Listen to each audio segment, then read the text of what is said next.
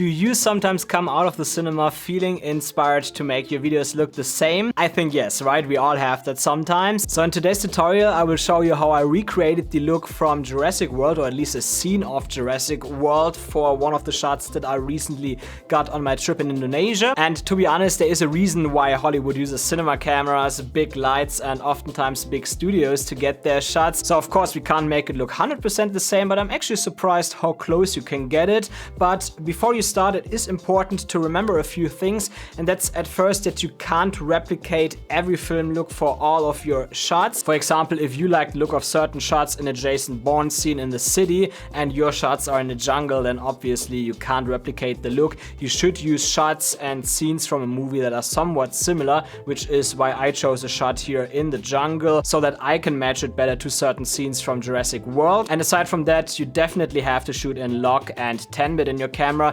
because even if the footage straight out of your camera in 8-bit looks good, it still doesn't have the same film-like characteristics as you would get when you shoot in log and do certain color grades, especially with Film Convert, which is also today's sponsor, and we will use that here for our base grade. So the first thing I want to do is finding out what film stock they've used to shoot the movie, because that allows me later to replicate that film stock in my color grade. Doing that is quite easy. I just go to Google, type in Jurassic World 2015 film stock, and then there's this website shotonwhat.com. So on the website, when you scroll a bit down, you find the point film negative stock, and there you see there are multiple ones, so it seems like they did not only use one film stock for it, which makes sense for certain scenes. But here I'm looking for a film stock that I have available in Film Convert, which we will come to in a minute, and that is Kodak Vision 3 200T 5213. Sounds complicated, I know, but it's just a name that you either need to remember or copy in your notes so that you will find that later in Film Convert. It's nothing more than that. And that's actually all for the preparation. Now you can go straight into the timeline of DaVinci Resolve, and as you can see here,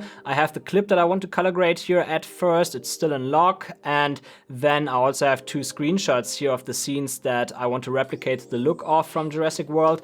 I chose two here because in the first one I want to replicate the look of the background here with a nice fog and how the trees look. But the problem here is that I can barely see the skin tones, and this is why I also chose a second screenshot here, and there I can clearly see the skin tones, so that helps me to match everything perfectly. Of course, you could also match only this shot here with a bit more vibrant greens than that one, but I like this epicness of the first screenshot here, so that's why I have both in my timeline. And after that, I go straight into the color panel. So the first thing that I want to do on the color page here is my base grade, and for that I use the plugin Film Convert that I already mentioned before. And all I have to do here is to select my camera model and the picture profile that I use, so in that case Fujifilm X-H2S and F-Log2. And then I select the film stock that I looked up before, so in that case KD5213-3. And my next step here in Film Convert to get it right is to adjust my exposure and the film response curve. So I bring the exposure a little bit down because it's a bit too bright, and then I use the curve to give it a slight S-curve to give it a bit more contrast. And as you can see, I pull the shadows down a little bit more, because when I have a look at the screenshot from Jurassic Park that I took here, I can see that the shadows are actually quite dark. So I want to get it to around the same level in my shot as well, and the film response curve is great for that, because that gives you a lot more flexibility over your image. And after that, I do some small tweaks to my temperature and tint. You can do that to bring it to a normal level, but what I do here already is to bring it more in the direction of the colors that I have in my screenshot here. So there you can see that the greens are a bit more bluish, and that's why I bring the temperature down here a little bit. But I don't want to do it exactly the same now, and I also raise the saturation here a little bit more as I would have in the screenshot, simply because the more saturation I have later, the easier it is to target specific colors later. Because I can't do everything here in Film Convert, I need to target individual colors, and it is just easier when the colors are a bit more vibrant, and I can still bring the saturation down at any time later. And there's one more thing that I adjust here in Film Convert, which is the grain settings, and there I bring the grain strengths down because I don't want grain in my footage. If you want it, just raise it to the level that it looks good for you, but I don't like it. But what I like is the image softness slider. It's not exactly the same as blur, it's more, it gets rid of a bit of the sharpness from the Fujifilm X-H2 FPS here straight out of camera feels a bit too sharp for me, which is why I raised the image softness here to 20. It's great that Film Convert has these tools available to get rid of that digital look. And I also have a small trick for you to make it a bit easier to match everything with the screenshots. What you can do is to click on one of the screenshots here, and then on the screenshot you do a right click and you click grab still. Then you do the same with the second screenshot. And now, as you can see here in your gallery under stills 1, you have these 2 screenshots available. And if you go back on your clip, you can now click on the comparison viewer and simply shift that around, and then you see both shots next to each other, which makes it a lot easier to compare. And it does not only work in the preview viewer, as you can see, it also works here in the waveform monitor. So when I drag it around, I can see where my exposure and my colors sit and where it should be from the movie. So you also use this tool definitely to match everything a bit closer,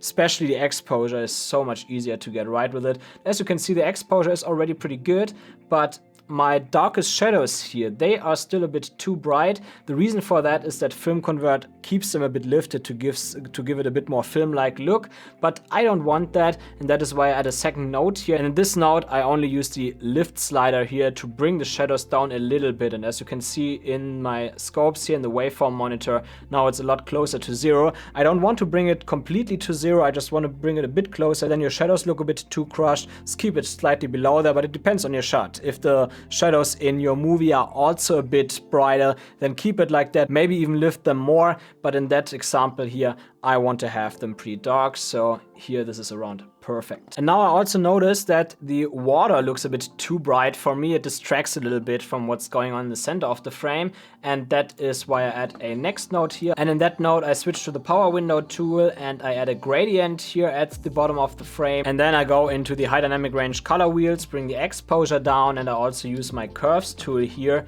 to bring out the bring down the midtones a little bit more. And I also want to raise the temperature here a bit to bring out that yellow color a bit. Because you remember in Film Convert I brought the temperature down a bit. What looks great now in the background on the greens, but in the foreground it's not that nice, so here I bring it back a bit.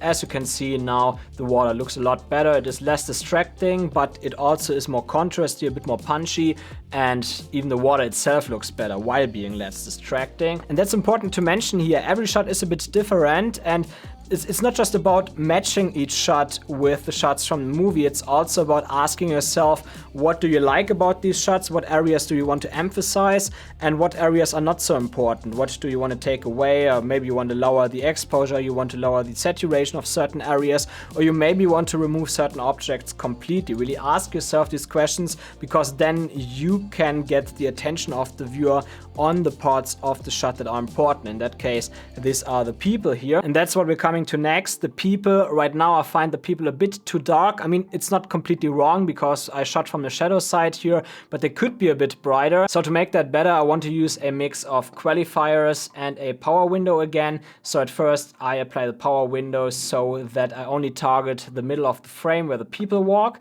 And then I use qualifiers by using this qualifier pipette tool on their skin to qualify the skin, so that I only add color grades to the skin but nothing else in the image. You see that I also affect the trees in the background a little bit, but to be honest, this is not a big issue there. You won't really notice these changes in those branches, so I just leave it like that. Otherwise it would also be a bit too complicated. And now I go into the high dynamic range color wheels again and I change the exposure by 1 stop. Now you can already see how much brighter the people get, but you also see that the people look quite flat now, which is why I want to go in my primaries, and here I add contrast 1.1, so 10% more contrast, and I also give it a bit more mid-tone detail because that makes the people look less flat overall. And now I'm overall quite happy with the result, but when I compare the skin tones now to the skin tones of the kids, I can see that the people look a bit too magenta, and to match that better I go into my hue versus hue curves here.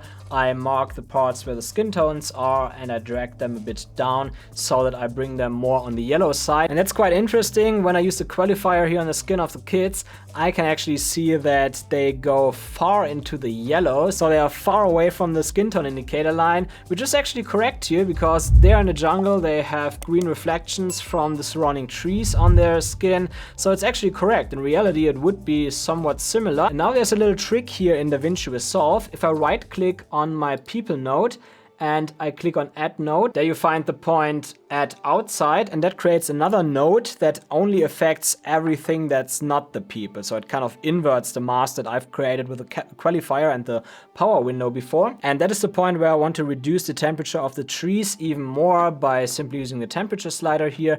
And I will also bring the saturation down of that to match it more with the background here of my screenshot. It is not exactly the same. The reason is that I will also add the fog later, and that will ultimately make it look similar. If you don't want the fog in here, I would add a little bit more saturation and maybe even a little bit less temperature, just to make it look more like this foggy place here. Aside from that, I also use the curves tool here to bring the upper midtones a little bit down, just to match the trees a bit more with the trees in my screenshot. So I would say let's add the fog now, and for that we need two tools. At first we need a depth map, because that gives us an alpha channel to adjust the fog to the depth of the image, and then we use fast noise to create the fog. So let's add another node here with the depth map, and there I set the quality to better, and I ensure that depth map preview is on.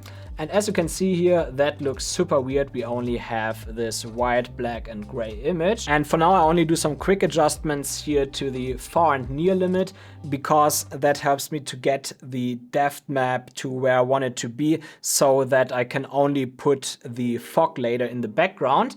And after that I click invert and I deactivate depth map preview. And now I want to add another node here, the fast noise node. And here it is important that we now bring the alpha channel from the depth map that we've created before to the fast noise node. It sounds complicated, but it's actually quite easy. Alpha channel just means transparency, so you can imagine it being the same as a PNG file where certain parts are transparent or slightly transparent at least.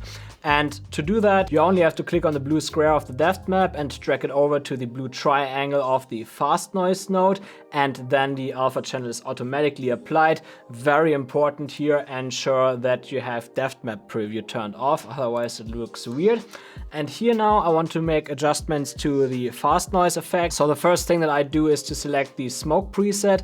And as you can see, it looks way too much. This is clearly too much smoke. So to reduce that a bit, I will play around with the settings here, especially with the scale, brightness and contrast to make it look less intense. But then what I also want to do is I want to add a color tint to it to make it look more similar to the screenshot that I want to match it to. So now here I select kind of a baby blue tone, and I will add a tiny bit of saturation here, just 0.01, to bring in the color a little bit more. And now if I compare our shot to the screenshot, that already looks really similar, mostly because I now added this color tint to the smoke. But as you can tell, it is far away from being perfect, and the reason for that is the depth map. As mentioned before, I only wanted to do some quick adjustments to the far and near limit, but it's far away from looking right. So I go back to the depth map, and now without turning the depth map preview on, and I play a bit around with those sliders until it looks good. So here under isolate specific depth,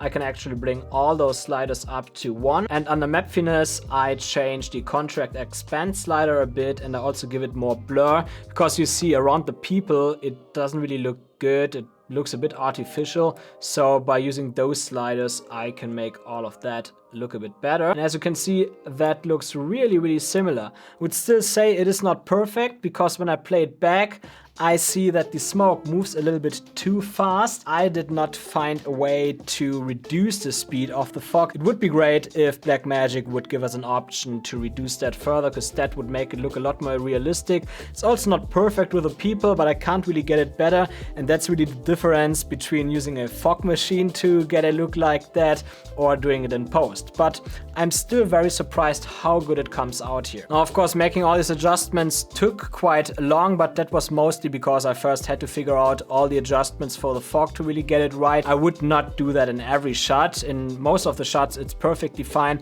to just apply film convert to give it that film look, and then do some further adjustments to the colors, to the saturation, etc., until you have it where you want it to be. And that usually takes me only about 5 to 10 minutes for one clip, and then I can copy those colors color grades to the next clip, make some quick adjustments, and it looks pretty much the same. Oftentimes I also don't have to do any adjustments anymore because Film Convert makes it so easy. And that shows me how important a tool like Film Convert actually is, because you can literally just look at what film stock a movie was shot on, and then you can use that information to color grade your videos faster in the same direction.